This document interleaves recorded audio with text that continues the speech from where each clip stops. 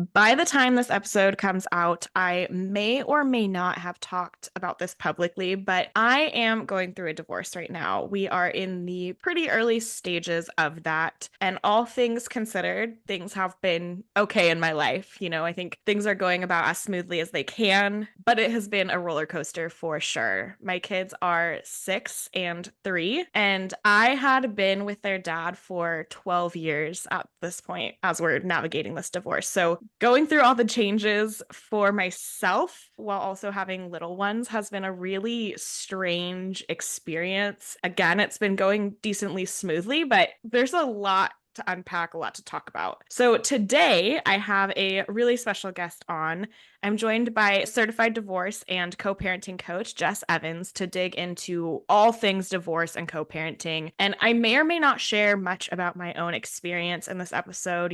It's pretty fresh, like I said, but I do have so many questions, and I'm so grateful that I get to ask Jess. And I'm hoping that for any mom out there who is going through this or has maybe thought about divorce and can't even imagine what that would look like, I hope that this conversation just gives you something more tangible to connect with. Welcome to Worthy Mother Podcast. I'm your host, Emily Hardy, a mom of two on a mission to help moms everywhere feel less alone. This is not a parenting podcast. Instead, it's a space for pushing back against societal expectations of perfection and embracing self-compassion in your motherhood journey. Let's get into it. I want to get into a few things in this episode. So I'll specifically be asking Jess about co-parenting, about identity shifts that come with divorce, because that's a big one. And then, of course, dating in the aftermath of divorce, because what the heck? So Jess, welcome to Worthy Mother Podcast. Can you introduce yourself and just tell us about the work that you do? Yeah, thank you so much, first of all, for having me on. I know a little bit of what you explained about your personal situation resonates so much with me. I'm like, oh my gosh, that was me 6 years ago. So I'm so excited to get into this with all of your listeners and share my story and see who I can help. But a little bit about me. So I work alongside Michelle Dempsey, which in the divorce world, I feel like she's the guru of all things divorce. So I had initially started just as her assistant, and then she developed the Moving On Method divorce coach training program, which was like incredible because, as you know, being on social media, anybody can call themselves a divorce coach. And she was like, I want to help people. There's so many people out there that are like, I think I would be a really good coach. How do I get started? So she developed the training about 2 years ago, and she was like, I'd really like you to take the training. So of course, like I took it, I learned so much. We've now done, I want to say like 13 or 14 group trainings. And every training, I feel like I take so much away, not only to help the clients that I work with, but also in my own co-parenting relationship, ways that I can improve communication with my co-parent, or tools I can use with my own children to kind of help them navigate as they're getting older as co-parented children. So, Michelle and I work with clients one-on-one. So we help clients anywhere from those early stages of like, I think I want a divorce, I don't know where to start, through putting together a parenting plan, what that looks like, adding in those really important details and fine-tuning your plan to meet the needs of your specific children. We work a lot with helping kids kind of transition between homes, especially in the beginning, like what that looks like, understanding their needs. And then we get a lot into the emotional needs of our clients. And also one of the big topics that comes up is dating after divorce. And like, how do I do this? How do I start dating after being in a marriage for, 5, 10, 15, 20 years? Like, what does that even look like? So it's something I'm really, really passionate about. I've had so many clients over the years that have just been life-changing experiences for the both of us. And it's just been a really incredible thing to be a part of. The support is so needed. I think with Mhm. all things in motherhood and just living in this world, there are so many situations and contexts that are unique to us as individuals. And when you're going through a divorce, it can be really hard to find resources that speak to the exact experience you're going through, because it's two people. The reasons, the history, the background, what's happening Mhm. next is going to look different for everybody. And it's also a time when you need support. You need Right. somebody there to help you think through the things, whether it's processing things emotionally or just straight up logistics. Like, Hmm. there's a lot of things to figure out. And so I love that we have people who are supporting women in such a challenging time that can feel so scary and isolating and completely unknown, like what is happening. So I think that's really awesome, the work that you and Michelle are doing, and such important work. Can you give us maybe an overview of your own divorce story, whatever Yeah. you feel like is relevant to, I don't know, just kind of giving us your background in the context of what we'll be Mhm. talking about. Yeah. So I'm like an open book with my marriage, what kind of led to divorce, things like that. So I was somebody that got married very young. So I got married when I was 18, thought this person was like love of my life. This is it. Like I found this person. And we were married for a little over 5 years before we were like, okay, like we want to start a family. We want to kind of take that next step. So it took us a little while to get pregnant with our son. And I noticed a huge shift, mainly like in myself, but also who I thought my ex would be as a parent after we had Holden. So he's my oldest, he's now 11. But when we had him, I realized that I had a lot of like solved trauma from my own childhood that I was expecting my husband at the time to fix. I'm like, this is wrong with me. You need to fix it. And it took a lot of years for me to realize that like I had to work through a lot of my own things. So after having our son, it was a really like tough transition into parenthood for us. I kind of devoted 110% into being a mom and let our relationship kind of on the back burner, as so many moms do, because it's so hard. I mean, I was a stay-at-home mom. I wanted the best for Holden. I wanted to make sure that he was sleeping and that he was breastfeeding okay and that he had all of these things. And I didn't focus at all on our relationship. And so we worked through a lot of that and then decided, hey, let's have another baby. So we had our daughter, her name's Sawyer. She's 8 now. And things just didn't get better. I think for us, so much of our marriage was that we didn't really focus on each other's needs after we had the kids. And we really just grew into two completely different people, having gotten married so young. And I know some people get married young and it's great and it works out. But for us, it was like, I think we just really wanted different things. And it took, not that having my son, was any different, but in some ways it was like having a daughter. I was like, is this the relationship that I want her to have when she's older? And it wasn't. And, it's nothing against their dad. He's an incredible dad. He's a great person. He just wasn't the best person for me, and vice versa. So going through the divorce was really challenging. I was the first person in my friend group to go through the divorce. Our children were young at the time, and my daughter was still in diapers. I was home with them. I had never been away from them overnight. I'm like, there is no way that I'm going to go from being full-time mom all the time to spending 50% of my time without my children. Like I can't do it. But I also was a child of divorce who didn't have a relationship with her dad after the divorce. And I'm like, that's not going to happen. Like that will not happen for my kids, because as much as we're not working out as a couple, he's still their dad and he's still a really great dad. So I encouraged, that relationship. But the divorce process was hard because, like we talked a little bit about, everyone comes at you with all these things. Oh, you need this shark attorney and you need to go after him for this. And I'm like, but why? Like, what are we fighting over? At the end of the day, my focus was always, how can we help our children through this process? So that was kind of my main focus from the beginning in the divorce. But it was very lonely and isolating. And I wish, I had a lawyer, I had a therapist, but I feel like a divorce coach is kind of that third piece. We kind of call it like the triangle of like, I wish I would have had somebody who had my children's best interest at heart that could help me work through this emotionally, but also really focusing at it, from the lens of the children. Yeah, I mean, I relate so much to so many pieces of that. And for me, as somebody in the early stages of this, it is so comforting to know that there are other women who have been through this. And I mean, even thinking about the co-parenting and having the kids 50% of the time, for me, that Mhm. has been a weird thing to wrap my head around. And we haven't quite started that yet at the time of Yeah. recording. We're working our way to it, but Yeah. there are so many things that feel so terrifying on top of just kind of the stigma that I think a lot of us internalize, whether it's the best Hmm. choice, I mean, if it's happening, it probably is the best choice, right? Yeah. And there still, though, is kind of this idea of like, well, did we fail? And it's like you're just Hmm. choosing something new in a lot of situations, right? I know in my situation, and it sounds like in your situation, things changed and Hmm. it was time to move on.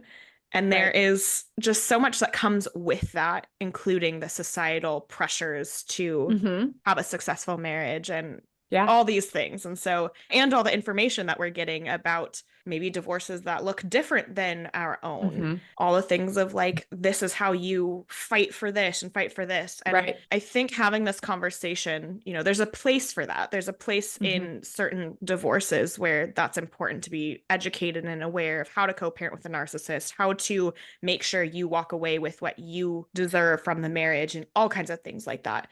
But it's also important that we are having conversations that just normalize putting the kids first, making it as easy and gentle Yeah. as possible on all parties, because it can be a really traumatizing experience for everyone involved. And if we Hmm. can minimize that and acknowledge it as the good thing that it is, right? Like the moving forward, it is Hmm. so valuable.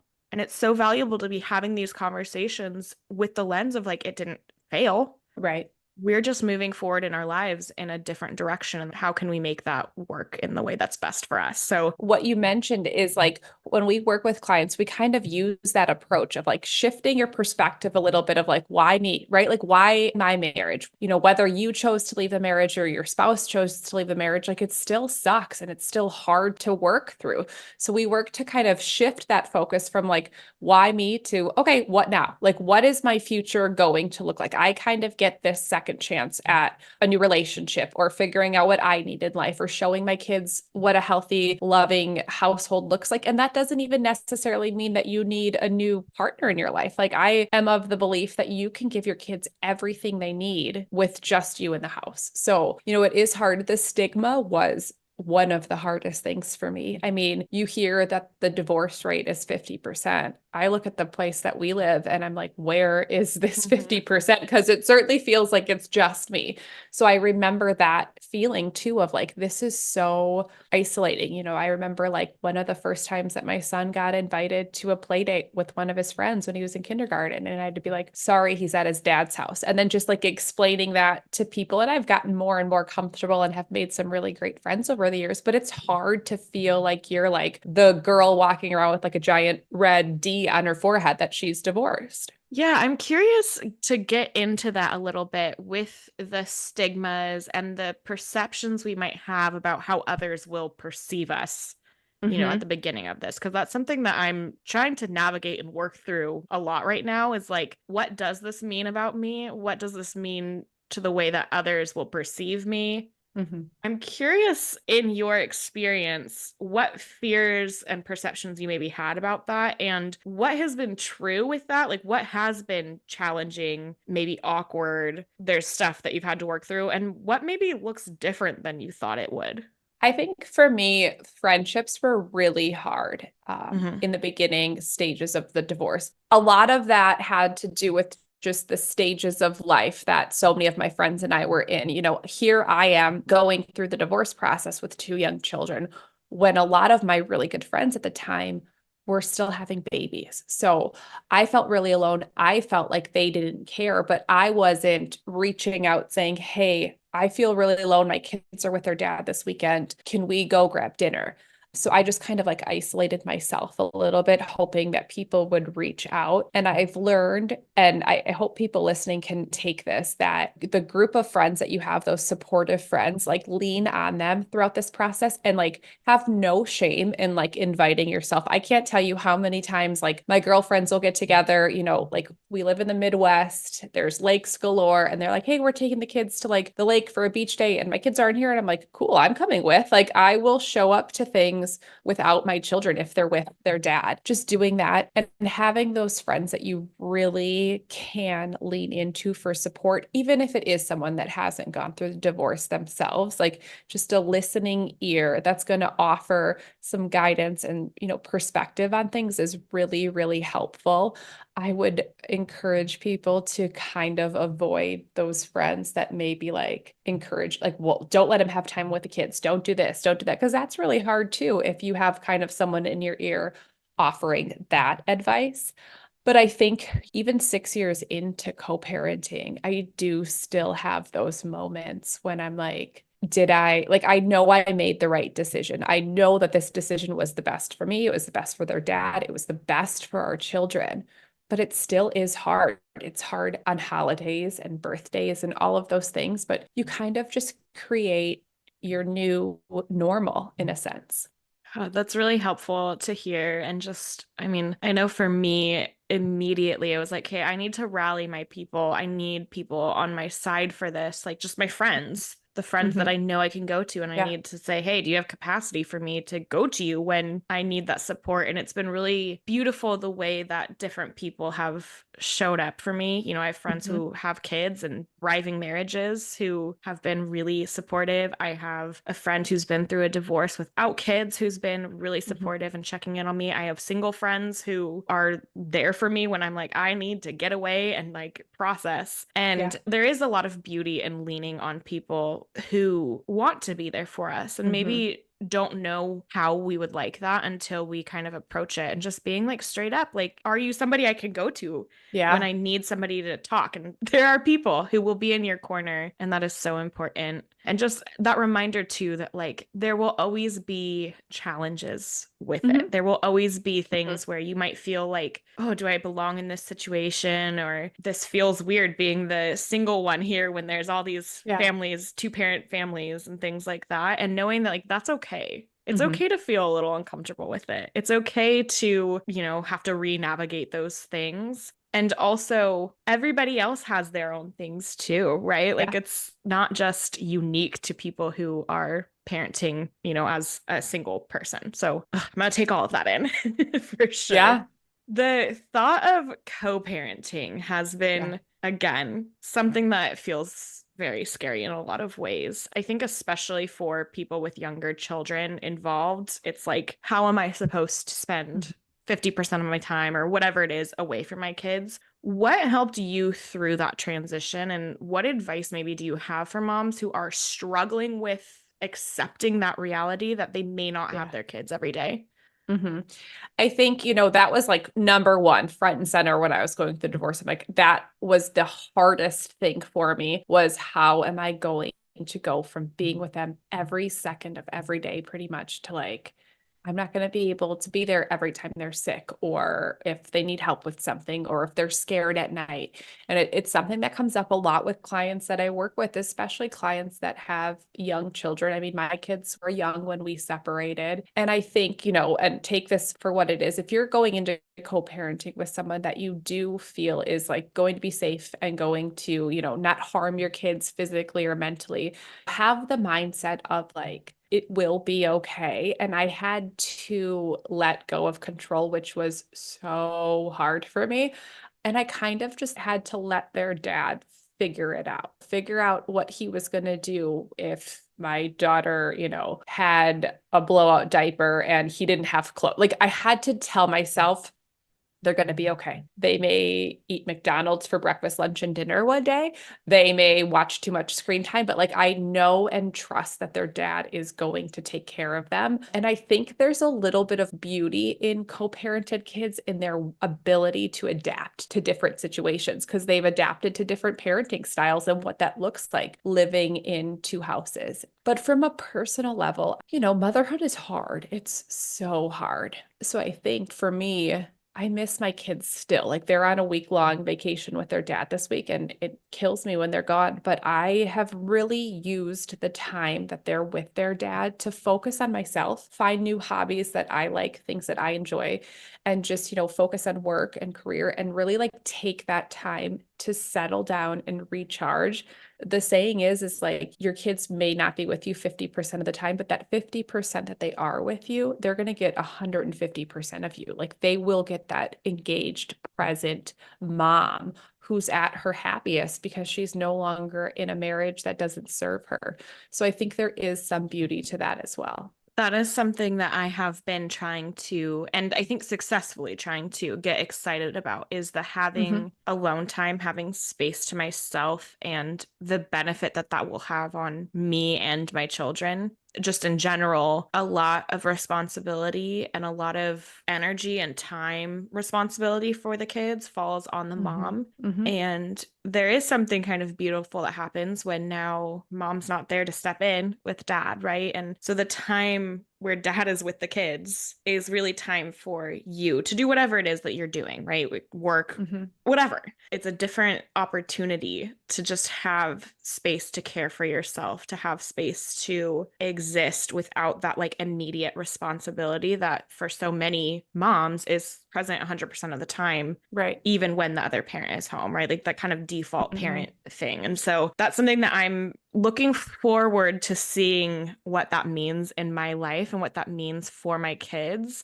And I think having that outlook has really helped me through like navigating the complexities. I mean, so far of, Hmm. oh my goodness, I'm like handing over control and Yeah. And I'm it's not going to have hard. them. Yeah. And I think, Michelle and I talk about it a lot with our clients, especially in those early stages. We call it like breaking the marital cycle of codependency, right? Like Hmm. I had to work through separating that with my ex because I was so used to sharing. Hey, we're at the zoo. Hey, we're at the park, pictures and this and that, Yeah. that I would be sharing that nonstop when we were no longer together. Like, hey, like, look at this cute thing Sawyer just did. And I'm like, why am I doing this? Like, I don't need to be validated by him. Like, I know I'm a good mom and I know that I'm giving the kids everything they need. And on the flip side of that, I struggled big time in the beginning of like, what are the kids doing? What did they Hmm. eat? So I had to separate myself of like, okay, if something is wrong with one of our kids, he will reach out to me. He needs this time and space himself. The kids need this, and like they will figure it out. I'm glad to hear you say that because I know that once I am in the midst of that part of it, that that is going to be Mhm. something that I will struggle with Yeah. because I'm the same way with like, I will share what I'm doing and I also want to know what they're doing. So it's Yeah. And I a good think reminder. Yeah, I think going back to like those friendships that we talked about too, like if you're used to sharing all of this information on day-to-day stuff with your current partner and you're going through a divorce, maybe reach out to a friend and be like, Mhm. hey, like, would you care if I just like sent pictures from time to time of what we're doing? Just because, if you need that encouragement and support. But I always tell clients to like give that to yourself, like remind yourself at the end of the day, like I woke up as a single mom and I made breakfast and I cleaned the house and we ran errands and we did all of this. Like I gave my children everything they needed and more in that day. And like I'm more than enough. And, I'm giving them the best life that I can give them. Yeah, it's almost like it's an opportunity to grow in that way of being able to give that to yourself because Hmm. you no longer have that obvious choice of, who to send it to. That may have been Right. coming from a place of needing that external validation that For sure. really growing past that anyway is going to Hmm. be beneficial for you and your sense of worth and all of that. So Yeah. I'm going to keep that in mind for sure. Yeah. I'm wondering how your divorce impacted your sense of identity and if that changed over time, and also maybe Yeah. with clients, what you see in terms of identity. Yeah, I mean, it's something that was really hard for me. So I left my career to be a Hmm. stay-at-home mom. I made that and I was a mom 24 hours a day, 7 days a week. And financials aside, right, going from depending on somebody financially and kind of providing everything in the house as far as childcare, home care, all of that, and he was the financial provider. There was that shift of like, okay, like I need to figure this out. And I didn't want my like identity, I didn't want to be that person that like, woe is me. I'm a single mom now. So I wanted the kids to see that their mom was empowered and that their mom, if something broke in the house, wanted to figure out a way to fix it and to figure out watching YouTube videos or whatever needed to be done. Like, okay, like I have a mom that's going to be able to do it. So I really focused on that, on like having my identity go from like, I'm all in all the time, 24 hours a day with my kids to I can be like a successful working mom while still giving them everything that they need from an emotional standpoint when they are here. but it is a struggle. I mean, especially for those, like I have clients that are like, I don't know who I am outside of a mom. Like I've been parenting these children for 3, 4, 5, some clients I work with have teenage kids. I encourage them to really sit in those feelings. Michelle talks about it in her book. We talk about it a lot with clients, but like there's so much to be said in just like journaling, getting those thoughts out and figuring out like who you are. I always tell my clients, and I know we're going to like get into dating after divorce, but I always tell them like, give yourself what you weren't getting in your marriage when you don't have the kids with you. And it really will help you in your new identity going forward and, help you kind of become strong and more assertive in relationships and friendships and just in general. What's coming forward for me once again is the opportunity. It's like Mhm. the opportunity to reestablish an identity, again, in motherhood.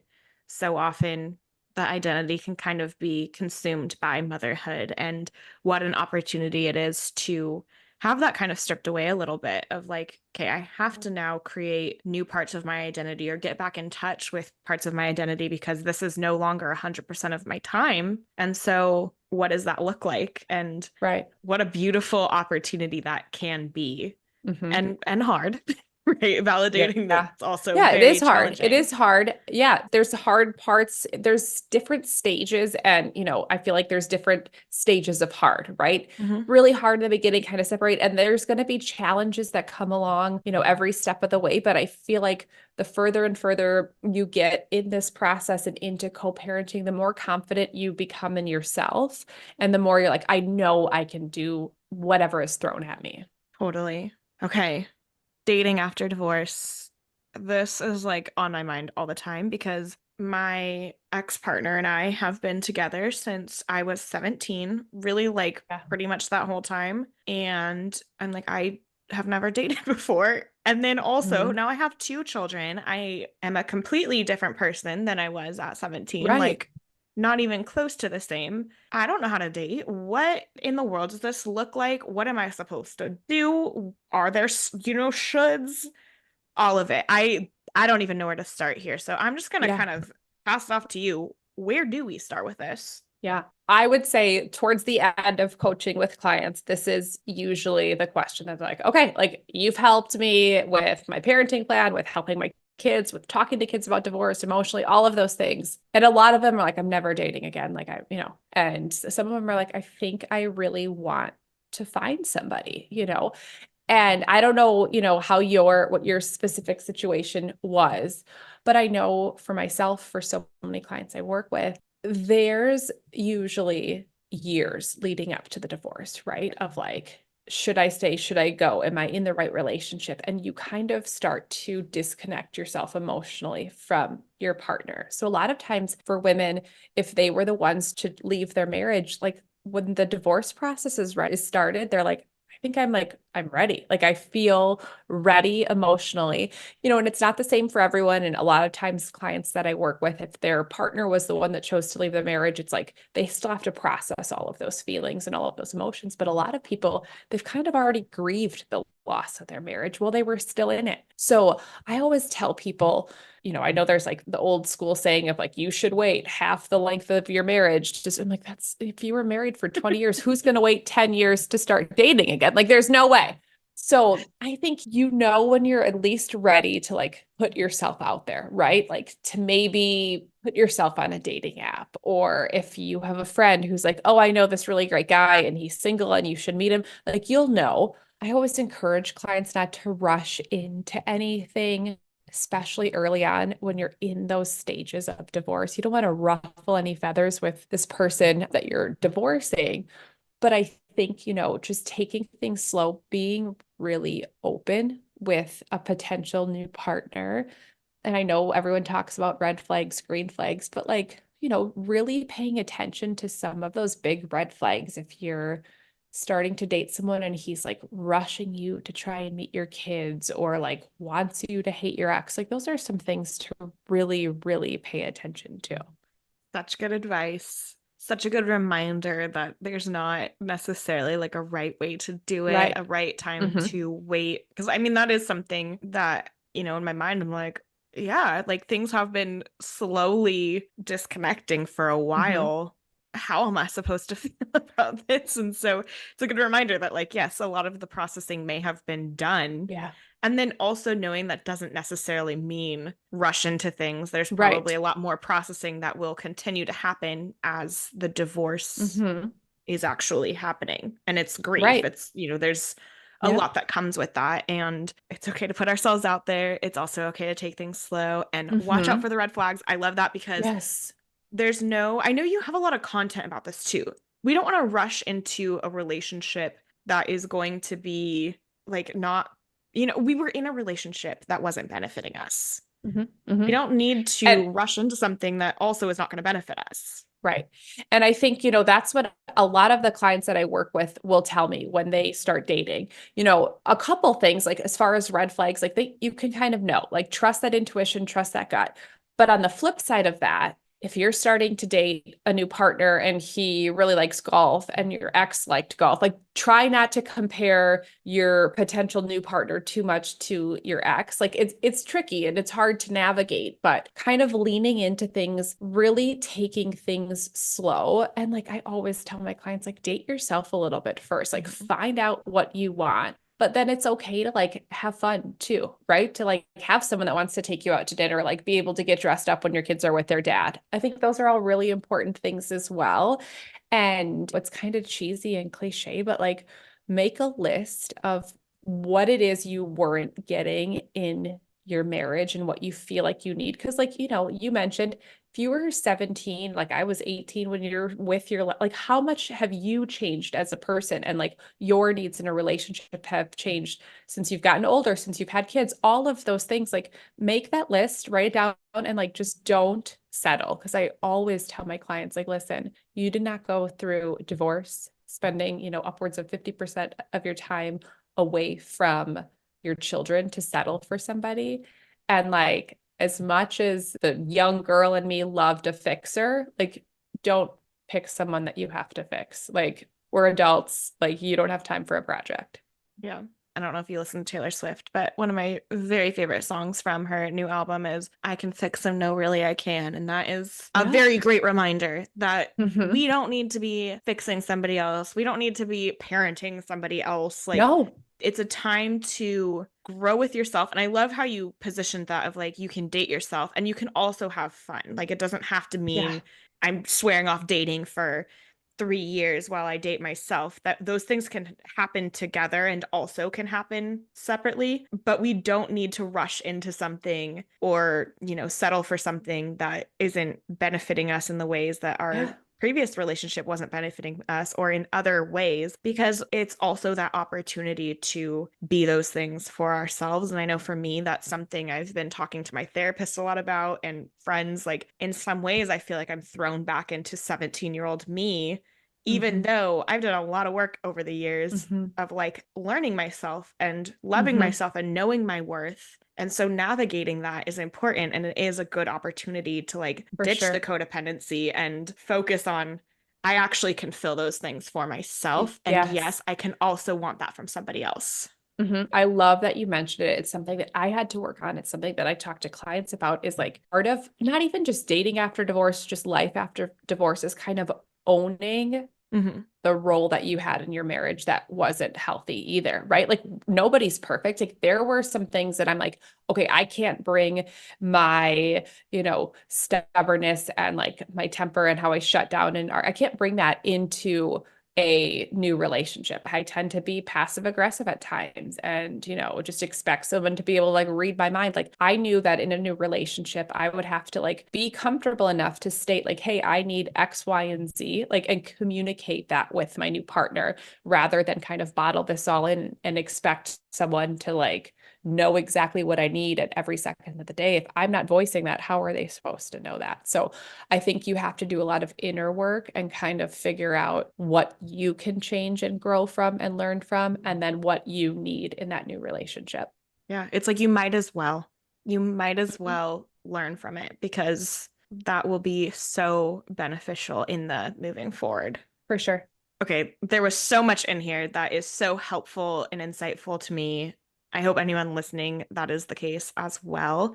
As we wrap up the episode, I love talking about self-care at the end of the episodes, really getting into why it's so important for us to take care of ourselves, because I really believe that for all moms, it's so easy to kind of put ourselves on the back burner, but Yes. taking care of our needs is crucial. And I'm Hmm. curious how you take care of yourself and if you have any advice for moms just to make sure that they are caring for themselves consistently and regularly. Yeah, 100%. I feel like, so much of like generations before us, the mom was like, she was supposed to be burnt out and she was the last one to eat. And she would like, I want to break that generational stigma, right? And show my kids that I need to take care of myself in order to take care of you. So, although my kids are with their dad 50% of the time, I still practice that self-care when they're here. And for me, I'm super active. I love like running was like my therapy throughout the divorce process, and it still is. And so my kids know that like I'm going to be active. I'm going to go to the gym or I'm going to go for a run. And I think that like I'm showing them the importance of self-care, but also like healthiness and taking care of their bodies. So I do a lot of that. I love cooking, trying new recipes. And again, like I do it for me, but then it's a way to like encourage the kids to be in the kitchen with me. So I think just being active, I'm a total foodie. So trying those new fun recipes that you see all over the internet, those are two ways that I really take care of myself. And I want to set that example for my children that like it is okay to put your needs above other people at times. It doesn't make you a bad person or any less of a person to focus on yourself. I love that reminder that you can still do it in front of your kids. You still want to be Mhm. modeling that intentionally for For your sure. kids, even when you have 50% of the time without them and Yeah. could possibly be like fitting in a lot of that Yeah. more outward self-care during that time. But it's like, no, I want them to see this too. I want them to know Mhm. that this is what's happening and how I'm taking care of myself so that I am able to show up. It's really powerful. Where can listeners find you? How Yeah. can they work with So you, learn from your content, all of it? yeah, perfect. So I'm on Instagram. My Instagram handle is MMO Coach Jess. So I work, like I said, alongside Michelle Dempsey under the Moms Moving on Instagram as well. Anybody that is interested in working with a coach like myself, we always encourage you to reach out to info@momsmovingon.com just because we want to get to know you. We kind of have like a coaching questionnaire so we can learn more about people before we start working with them. But like I said, we offer one-on-one coaching as well as different group coaching and workshops as well. Fantastic. Such an important resource. Again, if you are going through something like this, or, it's maybe on your mind that this may be possible in your future, Mhm. having those supports in place, knowing where you can go for resources, for, just advice and things like that is really important. And so definitely recommend the follow. Really good, encouraging content that has a positive spin on it. So it's not it's not adding to any fear. And I really appreciate that Right. about your content. Thank you so much. I loved having this conversation with you. Thanks for having me on. Yes, thank you so much for being here. And thank you for tuning in. You are worthy, Mama.